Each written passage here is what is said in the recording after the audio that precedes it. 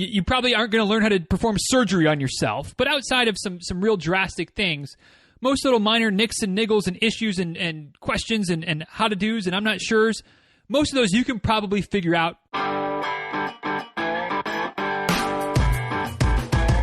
Episode 931 of Diz Runs Radio is a quick tip episode. Today's quick tip, the potential benefits of building a team. So today, we're talking about building a team, which was a suggestion by, I believe, Miss Chris Murner over in the Facebook group not too long ago. It's tagged in the announcements or whatever Facebook's calling it these days. But I put a post up that was like, what kind of topics, suggestions, things like that would you like me to talk about in future quick tip episodes? And we've got a laundry list, which is awesome. Looking forward to going through most of those suggestions. I think Short and Lesterberg kicked in a few that were nonsense. But other than that, I think we've got some great topics, some great things to discuss over the coming months. But today I wanted to start with Chris's suggestion of building a team, or at least the benefits, the things to think about if you're going to put a team in place. Because running is one of those sports, and I've mentioned this before, that on the surface is pretty simple, right? Like it's one of those things that probably most of us, when we got started with the sport, were like, God, this is like, it's cheap, it's low cost, there's not a lot of barriers of entry. We need a pair of shoes, a pair of shorts, the ladies need a good sports bra, and like, you're good to go, right? And then as we get into the sport a little bit more, we start to figure out that maybe it's a little more complex than that. Maybe there's some layers to the sport of running. Both in terms of just gear and cost and things like that, as far as races and replacing shoes and getting all the fanciest bells and whistles in terms of, gear and watches and headphones and recovery tools and yada, yada. I mean, I don't need to list it all. You know that the more we get into the sport, the more complex it seems to be. It's maybe not as simple as we first thought. And that also can extend to, the fact that running is basically a solo sport, right? And obviously there's a big social component to running. Lots of us enjoy the running with friends, have standing appointments with a group on Saturday morning, Sunday morning, Wednesday afternoon, whatever it is. You've got your standing appointments, your run group things, where you do long runs, maybe you do workouts together, whatever the case might be. There's even though it's a solo sport, there's a pretty good social dynamic to it. And even on race day, even if you're showing up at a race by yourself, there's still that social connection of just being around other runners and kind of feeding off of each other and the excitement and the atmosphere and all that kind of, goes into it. But at the end of the day, running is a solo sport. It's not like a team sport where you can lean on somebody else necessarily. Now, if you're in something like the Krahe event or things like that, maybe running cross country, obviously there's some examples where running does become a team sport, but for most of us, I think, at least in the majority of the time, running's on us. If you go out there and have a bad day on race day or a bad day at a workout or just having a rough go of it, nobody else can run the miles for you. In a baseball game, since baseball season just started yesterday, in a baseball game, you could have a terrible day. You could be 0 for 4, but the guy behind you, or the lady behind you, if we're talking softball, or maybe ladies playing baseball too. Let's not shortchange anybody. But the person in the batting order behind you could go 3 for 4, and you could still win the game. You could have a terrible day at bat. The rest of the team does well. You score 10 runs. You win the game. Running, we don't have that. Running, it's us. Whatever we've got, whatever we can do, the best we can do. That's it. That's it. There's nobody to lean on, nobody to support us. But that doesn't mean that running can't be a little bit of a team endeavor. And that brings us to the topic du jour of building a team. And in this case, not so much talking about a team of other runners, although of course that's an option, and it can be a great motivator and a great thing to help you stay on track and help push you a little bit. But we're talking about kind of a support crew, which I guess is kind of another running term, right? But we're talking about like a support team of people that can help you stay healthy, stay motivated, stay on track. What are we talking about? So there's probably more than this, but the list of kind of support pieces that you may want to consider that I'm going to talk about today, go in a little bit of depth, but try not to go into too much depth that this turns into a 45-minute, not at all even remotely quick tip, would be like a running coach, personal trainer, physical therapist, chiropractor, massage therapist, maybe even a registered dietitian. Those are the 6 that we're going to focus on today. There's probably some other ones that would potentially make the list that, depending on your situation, your circumstances, you may want to consider. Maybe it's something you already have considered, something that you're already working with in some form or fashion. That's awesome.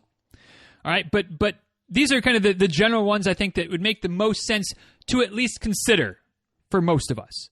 And that's what I want to start with, is that these are only suggestions to potentially consider. I'll go so far as to say you don't necessarily need, well, not even necessarily, you don't need to have any of these folks as part of your team. You can, if you want, make running totally solo. Totally something that you DIY, you figure it out. There's no shortage of resources out there. In case you're listening to one, right? You're listening to one resource right now of being able to gather information, learn facts, learn how to resolve situations, resolve problems. Obviously, there's some situation, you probably aren't going to learn how to perform surgery on yourself, but outside of some real drastic things, most little minor nicks and niggles and issues and questions and how-to-dos and I'm not sure's, most of those you can probably figure out with a little bit of, Google savvy, a little bit of YouTube savvy, a little bit of podcast, books, things like that. Okay? So you don't need any of these pieces. That said, you may want some or all of these pieces because they can be helpful. In a lot of cases, they can be better in general. Maybe not in every exact instance, but in the broad, paint with a broad brush, they can be better than the DIY version, simply because you're getting somebody's expertise, or they're able to do things that it's really hard to do for yourself because you can't be objective enough, or you can't get the right perspective, or whatever the case might be. We'll get into each of those as we go. So just what I want to make clear is that I'm not saying that you need any of these things. I'm saying that if you're going to put some pieces in place to support you and your running habit, that these could be good options to consider. Obviously, you need to consider your budget. You need to consider your knowledge, what you're comfortable with, what you're not comfortable with. Lots of things to consider. But here are some pieces that could make a good addition to your support team going forward. So we'll start with a coach, because I am one, which is why coaching being a sponsor for today kind of made sense, right? But again, I'm not here to tell you need a coach. I'm not here to tell you that a coach is a must-have, something that you definitely need to invest in, that you're not a serious runner until you have a coach. Like, none of those things do I believe, okay? Honestly, and I'll only speak about myself. I'm sure that there's some coaches out there that might disagree with me on this, but I don't think that there's really any running coach, or at least there's very, very, very few, select few, that are probably working with the elites of the elites. But me personally, there's nothing that I do for the folks that have hired me that is, some kind of trade secret. That's some real secret sauce that you couldn't figure out on your own. Right? Read the book. Read Be Ready on Race Day. That's like 98% of my coaching stuff. And the only 2% that's in there wasn't like I was trying to hold something back. I've just grown a little bit in the few years since the book's come out, maybe changed a few things. And so maybe there's 2 or 3% that's different that I do now versus what I talked about in the book. But, you want me in 160 pages that you can carry with you anywhere you go, you got it. Right? And I think that most coaches, the vast, vast, vast majority, the 99.9% of people that make some or all of their living coaching runners, pretty much the same way. They've all got their little spins. We've all got our little nuances. But good physiological principles are good physiological principles that you can figure out, that you can read, that you can research, that you can study, that you can try out on yourself, that you can always be the N of one and figure it out. That said, some of the benefits of a coach is that it takes a lot of the guesswork out of things. It's not uncommon for me to say, for one of my athletes to say, I was thinking this, but I'm not sure. Should I do that? Like, what do you think? And in a lot of those cases, maybe I'm putting myself out of a job here, I don't know, but in a lot of those cases, either option Makes total sense to me. Sounds good to me. Should I train for this race or that race? Which one do you want to train for? Should I do this workout or that workout? I don't care. Like, a lot of times, not all the time, but a lot of times, it really is that one or the other. But why I hope I'm a valuable part of those individuals' teams is that I just take the guesswork out of it. I say, yeah, do this. Yes, do this is a good one. And then they're not having that question in the back of their mind of, well, maybe it would have been better off to do the other. I don't know. Like, no, coach said do this, we're going to do it. So it takes the guesswork out. Should I do 6 miles today or 8 miles today? Well, I'll tell you. Or I'll tell you a different number. Whatever. But it takes the guesswork out. And it also builds some continuity. You're never going back and forth and I don't know and hemming and hawing. Like, you just do what you're told, right? There's accountability. There's a whole host of reasons that coaching can be helpful. Can you do it yourself? Absolutely. Can it be just as good? Maybe. Depending on your knowledge, your experience, things like that. Very well could be. Very well could be. So again, clearly coach. Not something that you need. Not something that's a must. Can it be helpful in a lot of situations? Yeah. Yeah, absolutely. It could be a valuable part of your team. Personal trainer, very similar. When I'm talking about a personal trainer, just so we're clear on terms here, I'm talking about somebody that focuses primarily on your strength side of things. Right? Strength training is important for runners. I hope that we don't need to keep harping on that. I hope that that's starting to sink in. Makes sense that you're in agreement with me. If not, no worries. I'm going to keep talking about it. But hopefully we're at the point now where you're like, yeah, Des, I know. Strength training is a good thing. Because it is. Okay? And a good personal trainer can help optimize and help maximize the benefits of your strength training program. They do a lot of the same things that running coaches do as far as eliminating questions. Should I do squats today or lunges? I don't know. Maybe squats, maybe lunges, maybe deadlifts. No, the personal trainer says you're doing this and you're doing this and you're progressing it accordingly. And you just do it. No more guesswork. No more, I don't know. Just do this. They also, like I said, help progress accordingly. Make sure you're not doing too much too quickly. Building things up, periodizing your training. Again, it's a lot of the same things that I do as a running coach, only I'm focused obviously on the running side of things. Maybe you want somebody to help really dial you in on your strength training side of things. And a lot of running coaches, and I do this as well, we'll talk about strength training, but I'm not dialing it in, checking form, measuring the strength training nearly as accurately or as closely as a personal trainer would. Because that's not what I'm primarily doing, right? I suppose I could, but I'd charge a whole lot more. So, there's that. But having people to help you with that, check your form, make sure that you're protecting yourself from yourself sometimes, can be very valuable. And there's a whole host of options. You can go to the gym, people can come to you, you can do it online, find what works for you. Do you have to have a personal trainer? No, obviously not. Obviously not. There's no shortage of workouts available, things online, things in print, things that you can get from various websites. I've talked about strength. I have strength training resources on the website. There's lots of stuff out there. But having a personal trainer can help. Could be a valuable member of your team.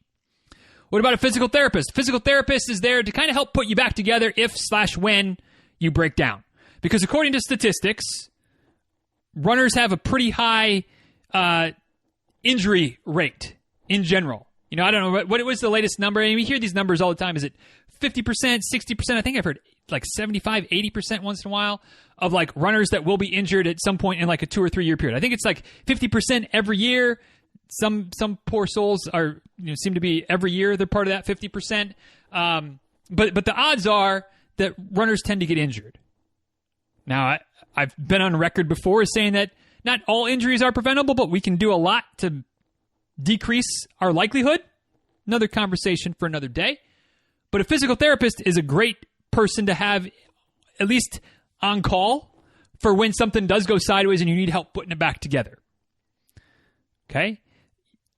They have tools. Obviously, they have training. They have experience. But they have modalities. They have equipment that, quite frankly, you're probably not going to get. You're probably not going to have access to. You're probably not going to have the budget for. I'm not saying you can't get some of the fancy equipment, but I'm saying there's a pretty decent likelihood that you probably don't. And don't come at me with your TENS unit nonsense. TENS unit is great, and I'm not meaning to dismiss that. But, the TENS unit is small potatoes compared to some of the equipment that they'll have at a good PT type of clinic. Okay? So, having a physical therapist that you know a bit, that you can build a relationship with, hopefully not too often. Hopefully you're not seeing this therapist multiple times, per week or per month for years on end. But every so often when you need a tune-up, it can be a valuable person to have on your side.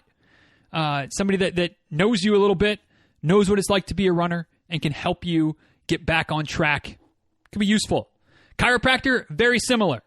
All right, now there's definitely differences between chiropractors and physical therapists. I'm not going to get too deep into the weeds of it because, quite honestly, I'm not super well versed on what exactly chiropractors do and don't do, things like that. But in general, the very surface level of it is they tend to specialize in structural issues, which a lot of times is related to the back, spinal cord, spinal column, pelvis, hips, things like that. But it's not the only thing that chiropractors do. And a good chiropractor can be great. Good chiropractor can be great at manipulations, releasing adhesions, loosening up, stiff and tight tissues and tight joints, and helping you get back to being healthy again. Some of the wear and tear issues can be addressed by a good chiropractor. Similar to the physical therapist, a chiropractor is probably not somebody you're going to see every day, every week, things like that. But every so often, you need a little tune-up. You need to get your tires rotated. If there's a good chiropractor in town, somebody that you trust, that can be huge. That can be huge. And it can even be so far as the type of thing where you go see them once every quarter just to get an adjustment. And they go, oh, wait a second. They might be able to catch some things beforehand because they're saying, oh, man, your hips usually aren't this far out of alignment. Let's address that. All right. Chiropractors, physical therapists, kind of hard to make an argument that you can really DIY those things. There are some things that you can kind of do. Okay. Various injuries, some of the more common ones that are somewhat straight ahead, your plantar fasciitis, your IT band issues, maybe some shin splints, some tendonitis issues. There's a lot of information out there, a lot of resources online, on YouTube, social media, things like that may help you. Chiropractor, a little bit more difficult to do a lot of joint manipulations and things like that. But maybe like a something like an inversion table, which I have. I actually use my inversion table just about every day, and I feel like it helps. All right, but it helps when I don't have anything major, right? If I have something that's seriously off, I'm going to have to find a chiropractor. But all that to say, you can sort of DIY some things with a physical therapist or maybe a chiropractor, solve some minor issues. But if something really goes sideways, finding a good, trusted physical therapist, chiropractor, depending on the situation, depending on maybe what your insurance covers, right? Because that's a factor. But having those types of folks on your team, or at least, in the bullpen that you can call on when necessary, can be worth every single penny. And sometimes it's a lot of pennies. But as far as making sure that you're put back together, that you're strong, that you're fit, that hopefully you're better than new, or at least as good as new, certainly better than when you got there. When you walked in the door, you're better when you leave. That can be huge. That can be huge. So something to at least maybe start asking around. Talk to some of your local running friends. Find out who in the area is the guy or the gal. Who's the person that I need to maybe at least put their info in my phone, just in case you're going to need them down the road. What about a massage therapist? Somebody who works the soft tissue a little bit, gets the blood flow going, helps to loosen up some adhesions. Maybe can help work out some minor little niggles and things like that. Massage therapists are great. As we talked about many times, and maybe even talked about it a little bit at the beginning of this episode, running is pretty repetitive motion, right? Same motion over and over and over again. As such, the muscles that are in charge of those movements, of swinging your legs back and forth, can get a little bit tight, can get a little bit worn down. A massage therapist can help to loosen those things out, keep you going. Kind of works the same as like the old tire rotation analogy. Figuring out if somebody, if there's a local massage therapist, massage service, whatever the case might be, whatever works for you, different options, like a massage, like a massage subscription service like Massage Envy, private clinics. Again, so many options. But having somebody that's trustful, that's trustworthy, that you can trust, maybe that comes highly recommended, somebody that you've worked with in the past, that knows, how much pressure you like and how comfortable you can be with being uncomfortable. Those things are definitely worth potentially adding to your team. When it comes to DIY massage therapy, we know what the options are: foam rolling, massage balls, massage guns, the stick, roll recovery. There's lots of products out there. And as I've talked about in the past, most of those products have some areas that they work pretty darn well with. Some areas, not so much. You know, it's hard to use your foam roller to help your plantar fasciitis, right? It doesn't work too well. A good massage therapist can probably, hopefully, work just about any area that needs it and work it well. It's also sometimes hard to relax enough when you're doing the massage work to yourself, when you're on the foam roller, when you're digging in with the lacrosse ball. It's hard to relax when somebody else is digging in, but it can be a little difficult to relax when you're implementing the torture. So maybe having somebody else to do it while you're trying to relax, while you're trying to breathe the best you can, might be helpful. Again, it's not a need, but it's something to consider. Depending on where you're at, what your mileage is like, what your injury history is like, massage therapist could be a nice little way to treat yourself once in a while. Treat yourself with a good massage every once in a while. Last but not least on the list today is a registered dietitian.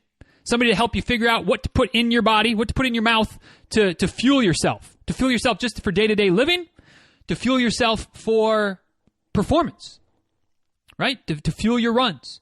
And this is where, you might want to, and we'll get into this a little bit with all of them. So let me back that up. But a good dietitian can help with that. Because there's so many different fads, there's so many different trends. You probably heard me talk about, the low carb approach that really seems to work well for me. It doesn't work well for everybody. Can promise you that. May or may not work well for you. All right. Most dietitians probably aren't going to support it, but that's another discussion for another day. You might find some that do. All right. But just bouncing some ideas off of them, hearing their advice, hearing their expertise can be useful. Learning some tricks, some ways to add some more healthy this or healthy that to your diet. Timing, nutrient timing is a thing. That can be something that helps. So talking to a dietitian, maybe it's something you work with them long term. Maybe it's something you work with them for a training cycle or the end of a training cycle or a recovery window. Whatever it is, there's options.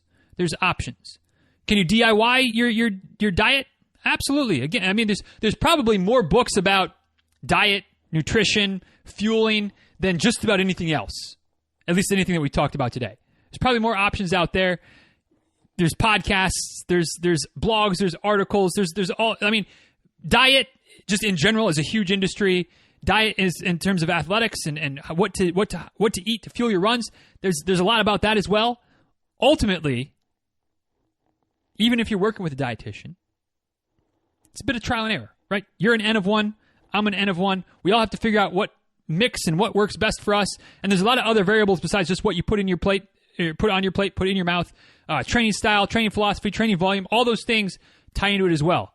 But a good dietitian, especially somebody who works with athletes or runners in particular, can be real helpful. And if you're looking for somebody on this front, I have a great recommendation that I'm happy to pass along with you, her information. If you're interested, let me know. So those are kind of 6 areas, 6 members of a team that you might consider adding to the mix. Again, you don't need to add any of them, but some things to think about. Now, if you're going to do it, if you're going to thinking about pulling the trigger on one or more areas, adding one or more members to your team, what are some things that you should think about, consider in general? Because in most cases, you have options, especially in 2021. There's no shortage of online folks that can help you in pretty much all of those domains. Now, again, physical therapist, chiropractor, they're limited a little bit more by what they can do in person, and you might get more bang for your buck by working with somebody, having somebody local. But for the most part, you probably still have options even within your town. Now, I know some of you, small towns, I get it. I grew up in a small town. There was one physical therapy clinic. There was like one chiropractor. I get it. But for a lot of folks, you have options. So when you're looking at the options, when you're looking at potential running coaches, personal trainers, PTs, chiros, nutritionists, or dietitians. Let me get my terminology right. Dietitians, and what was the other one? Massage therapists. So you got to find the right person for you, right? There's lots of running coaches. I've talked to dozens of running coaches over the years. Laura and Nora, who were in my mastermind, we had an episode earlier this year that was just the 3 of us talking about our businesses and our relationship. They're great coaches. Great coaches. All right? I like to think I'm a pretty good coach too.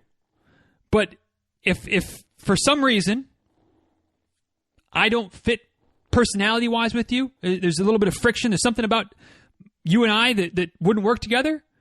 That's fine. There's other coaches. Maybe Laura would. Maybe Nora would. Maybe any of the other great coaches I've had on the show over the years would help you. Point being, you have options. And you're in charge. This is your team. You're hiring the folks. You're adding the people to your mix. So you want to make sure you're comfortable with them. You want to make sure that they work well with you and not feel like you're stuck. Right? So some areas that you might want to investigate, might want to make sure you're on board with to help you have confidence that you're putting the right people on your team is look at the communication style, communication frequency. If you're working with somebody, especially virtually, and the lines of communication are constantly getting crossed up, it's probably not a good fit, right? If you want somebody who only sends you emails, don't work with me. I'll tell you right now. If you're looking for a running coach that communicates via email, I am not your guy. Because my email inbox is a hot mess express. And if I was trying to communicate with my athletes via email, we would never be on the same page. All right? Maybe you want somebody that communicates only via text message. Again, I am not the right guy. I have my communication, infrastructure, I guess. I don't know if that's quite the right word, but I have what I do as a coach communication-wise. And if that doesn't work for you, then, hey, there's other coaches out there, right? If you want people to communicate with you every day, you want them to be available 24/7, and that's not how they work, then that might not be the right fit for you as well. All right? That's why I have two different levels of coaching. I have ones that communicate 3 times a week, one that's pretty much available all the time. Right? You pay for the difference, right? That's one of the reasons that one-to-one costs more than the coterie, because I'm available more, right? But you got to make sure that the communication situation is right for you.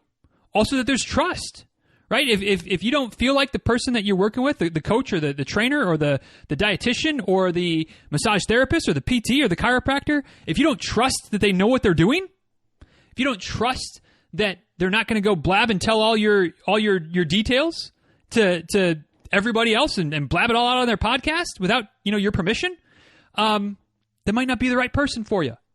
Because they're definitely, the more that at least for me, the more that I am in good communication and have built up a level of rapport, a level of trust with my athletes, like, it helps me be a better coach. It helps me do more for them. So if you're kind of, I don't know if I trust this guy, this gal, like, that might be a red flag, a warning sign that says, hey, maybe it's not the right person for me. All right?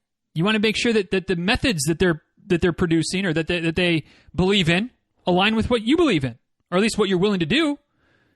Again, myself as an example, case in point, like, if you come to me and you're wanting to do speed workouts 4 times a week, we're not going to work well together, right? If you're struggling with the idea of running slow and racing fast, at least running slow most of the time or running easy most of the time, we're going to butt heads a lot as coach and athlete, and it's probably not going to work out. So make sure that you're on the same page there. Last but not least, flexibility, just in terms of figuring out, staying in touch, adjusting, adapting, making sure that you're always on the same page, which kind of ties into communication as well. But just, if you're set that this has to be this all the time, you want somebody who's always going to be doing the same thing every time. If you're okay with a little bit of flexibility, then you might be okay with somebody who's a little bit more flexible with how they work, right? But it's just important to make sure that when you're considering adding folks to your team, that you're trying to avoid the real kind of more obvious areas where friction can build up, because friction, just is going to mean that things aren't going to work quite as well, right? So trying to eliminate friction with the members of your team, kind of important. So there we go. I don't know. Hopefully this was useful. Hopefully it's something that if you're thinking about adding some people to your team in 2021, 2022, something like that, hopefully this plants a few seeds, makes you think a little bit, so that ultimately you're adding the right person at each or any or all positions, as opposed to maybe taking the first person that you're hearing on a podcast and then getting 6 months down the road and be like, God, that wasn't right, and then having to try to find somebody else again. Take your time, add the right people, and I like to think that the right individuals, the right members of the team, can be very supportive to you and your ambitions. I like to think that's what I do as a coach. Right? I don't get it right all the time. I'm the first to admit it. I drop the ball once in a while. Hopefully not too often, but once in a while. But for the most part, hopefully my assets are outnumber my detractions, if you will. And as long as that is happening across the board, then you probably have some good members on your team. All right? So something to think about. Can you maintain running as a totally solo endeavor? Absolutely. Does having a team help? A good probability. All right, but it's your choice. Your choice. You're in charge. You're in charge of building the team. You're in charge of not building the team. You're in charge of tearing down the team. You're in charge, and don't forget that. They work for you. The coach works for you. I work for you if you want to hire me or not. Not the other way around. So just some things to keep in mind. After 33 minutes, your mind is probably about sloppy anyway. So let's wrap this one up. If you enjoyed this one, if you have questions, if you are thinking about adding to your team, if you want some recommendations of folks to maybe think about for other areas of your team, let me know. At DizRuns on Twitter, at DizRuns on Instagram. You can also send an email to dizruns@gmail.com. And of course, you can also head over to the show notes today. There's a few memes, few GIFs, few things of that nature in the show notes for today. DizRuns.com/931. DizRuns.com/931. There's also maybe a link there for the coaching information if you're so inclined. And if you just want to point your browser to it, DizRuns.com/coaching. And with that, goodness, this one got a little bit longer than I anticipated. Sorry about that. Thanks for bearing with me, though. Hopefully, whether you ever hire me or not, hopefully I'm still part of your team, right? Hopefully some of the things that come through with the quick tips, the emails, the blog, I guess the blog posts are the show notes, but the emails, the Facebook posts, the social media stuff, hopefully that helps you. That's the goal. Right? That's the goal, is to kind of just be a little part of your team, whether we ever make it official or not. And thank you for the opportunity to do that. Thank you for the time. Thank you for the attention. And until next time, y'all, be well. Take good care. Thanks again for listening. And we'll talk soon, all right? See you.